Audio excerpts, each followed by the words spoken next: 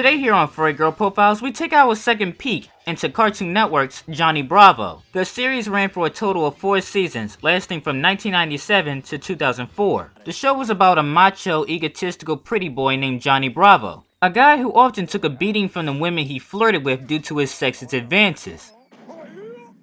There were, however, sometimes rare cases where the women did take a liking to Johnny, but you'll probably be interested to know that a good number of them weren't human. If they weren't at least supernatural, they were animal.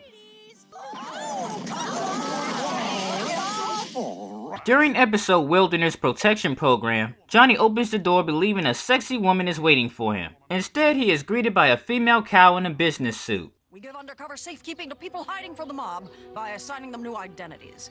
You've been selected to receive a domestic partner. Enticed by the idea of having a woman work around the house, Johnny signs himself into marriage. What he ends up getting is a rather enthusiastic moose named Becky. Whoopsie. She's also a little bit of a klutz. Shortly after being married, she already gets her big butt stuck in the door.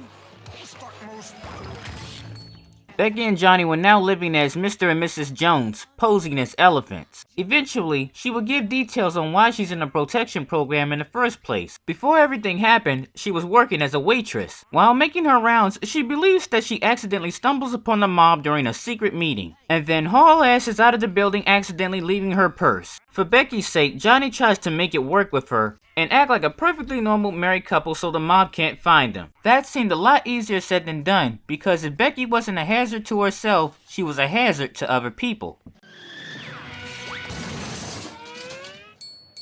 Whoopsie doodle. Moose instinct. Johnny, on the other hand, was being Johnny as usual. Despite all this blending in, however, it doesn't stop Becky's mob friends from looking for her. It's soon Becky and Johnny make a crucial discovery. Becky had a puzzle piece on her belly, the whole reason the supposed mob was looking for her. You can somehow get a sense of how high Becky's IQ is if she's willing to sit at a table with Johnny to decipher a puzzle piece. Barely?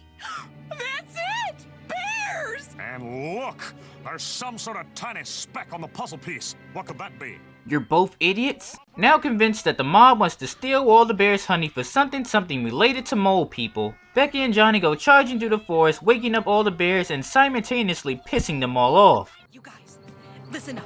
The mob is planning on stealing your honey. Our honey? What is this, Winnie the Pooh? Only bears and cartoons get their honey stolen! Johnny then takes a thrashing from waking them from their hibernation. They break it up shortly after the mob catches up to Johnny and Becky. The mob, that's rich.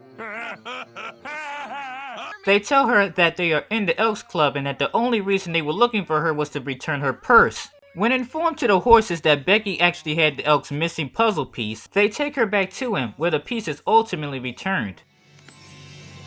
Oh, it's a koala bear! You know what? I'm starting to think that animals in Johnny Bravo are naturally stupid. This has been another episode of Furry Girl Profiles. Thanks for tuning in.